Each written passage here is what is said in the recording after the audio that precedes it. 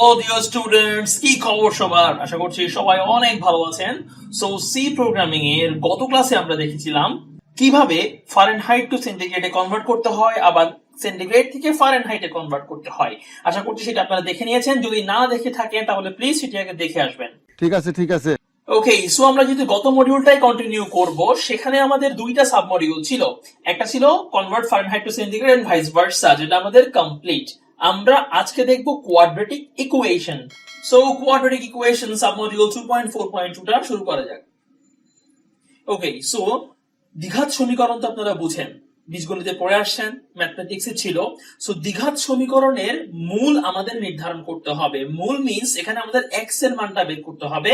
আপনাকে A B C input নিতে হবে, বা মনে করুন দেয়া থাকবে আর কি, আপনাকে এক্স এর মানটা বের করতে হবে। সো সমীকরণটা এভাবে দাঁড়ায়, x is equal to minus b plus minus root over b square minus 4ac divided by twice a। এখন আমাদের এখানে x এর মানটা বের করতে হবে, বাট আপনি খেয়াল করে যদি দেখেন এখানে প্লাস মাইনাস দুইটা বিষয় আছে। তার মানে একবার প্লাসে রেজাল্ট আসবে আর একবার রেজাল্টটা মাইনাসে আসবে। তাহলে আমি যদি এভাবে লিখি x1 কে প্লাস দিয়ে, মানে মাইনাস b এখানে প্লাস, আর x2 কে এখানে মাইনাস দিয়ে, তাহলে আমার x1 এবং x2 এই দুইটা রেজাল্ট বের করতে হবে। ক্লিয়ার? হ্যাঁ। ওকে, এখানে আবার root over B square minus 4ac এটাকে বলে ডিসক্রিমিন্যান্ট। আমরা ডিসক্রিমিন্যান্ট ডি টাকে প্রথমে বের করে ফেলতে পারি আমাদের ক্যালকুলেশনের সুবিধার জন্য। So D is equal to কি আছে, root over B square minus 4ac। তাহলে আমরা যদি প্রথমে ডি টা বের করে ফেলি, সেক্ষেত্রে আমাদের ক্যালকুলেশনটা ইজি হয়ে যায়। কিভাবে দেখেন, আমরা x1 কে বলতে পারি মাইনাস বি প্লাস ডি, মানে এই পুরো জিনিসটাকে আমি আগে বের করে রাখলাম, সেখানে প্লাস দিয়ে ডি টা বসিয়ে দিলাম, দেন ডিভাইডেড বাই 2a। ঠিক আছে, এটা x1, আর x2 কি হবে, এখানে প্লাসের জায়গায় জাস্ট মাইনাসটা আসবে। ওকে, সো আমরা x1 এবং x2 এভাবে বের করে ফেলতে পারি। আই থিংক খুবই ইজিয়েস্ট একটা সলিউশন এটা, বাট এটাকে অনেকে অনেকভাবে করে, যে মূল যদি 0 হয়, মূল যদি 1 হয়, অনেক কন্ডিশন দেয়। সো ওগুলো আমাদের এখন চিন্তা করার দরকার নাই, আমরা সিম্পলি x1 এবং x2 বের করলে আমাদের মূলটা চলে আসবে। ওকে, তো চলুন আমরা সরাসরি কোড ব্লকসে চলে যাই। Okay, so here is the code blocks. এখানে আমরা প্রথমে কি করব, ভ্যারিয়েবল ডিক্লেয়ার করব। আমাদের a লাগবে, b লাগবে, c লাগবে, দেন x1 লাগবে, x2 লাগবে। তো আমরা x1 এভাবে লিখতে পারি, x2 এভাবে লিখতে পারি, এবং আমাদের একটা কিন্তু d লাগবে, এটা ভুলে গেলে চলবে না, আমরা ক্যাপিটাল d নিই, সমস্যা নাই। সো ম্যাথমেটিক্যাল প্রবলেমে আমরা তো অবশ্যই ফ্লোট ইউজ করি বা ডাবলও ইউজ করতে পারি, আপনারা জানেন। এবার আসেন, সেকেন্ড স্টেপ হচ্ছে ইনপুট নেওয়া। ইনপুটে আমরা কি কি নিব, %f দিয়ে তিনটা ভ্যারিয়েবল আমরা এখানে দিয়ে দিচ্ছি, a b এবং c। ওকে, আমরা a b c ইনপুট নিব। সেকেন্ড কাজ শেষ। এবার কি করব, ইনপুট নেওয়ার পরে আমরা প্রথমে ডি টা বের করব, ডিসক্রিমিন্যান্ট। তো এটা বের করার জন্য আমাদের কি লাগবে, স্কোয়ার রুট লাগবে, কারণ রুট ওভার তো আপনি এমনি লিখতে পারবেন না। তাহলে আপনাদের এখানে একটা math.h দিয়ে দিতে হবে। সো math.h দিলে আমরা কি করতে পারবো, ম্যাথের যে লাইব্রেরি ফাংশন স্কোয়ার রুট, সেটাকে ইউজ করতে পারবো। ওকে, এখন স্কোয়ার রুট মানে কি, রুট ওভারটা চলে আসলো, তার ভিতরে কি ছিল, বি স্কোয়ার মাইনাস 4ac। তাহলে আপনি এইভাবে লিখতে পারেন পুরো জিনিসটাকে, বি স্কোয়ার, যেহেতু বি ইন্টু বি, আপনি পাওয়ার ইউজ করলে করতে পারেন, সমস্যা নাই, মাইনাস 4ac। অবশ্যই ব্র্যাকেট ইউজ করবেন, বারবার বলছি, কারণ ব্র্যাকেট ইউজ করলে আপনার রেজাল্টটা আপনি পারফেক্টলি পাবেন। সো প্রথমে এই ব্র্যাকেটের কাজ হবে, বি স্কোয়ারটা বের হবে, দেন এদিকে 4ac টা গুণ হবে, তাহলে বি স্কোয়ার থেকে 4ac বিয়োগ হবে, দেন পুরোটা কোথায় আছে দেখেন, এই যে স্কোয়ার রুটের মধ্যে আছে, দেন সে পুরোটাকে বর্গমূল করে ফেলবে।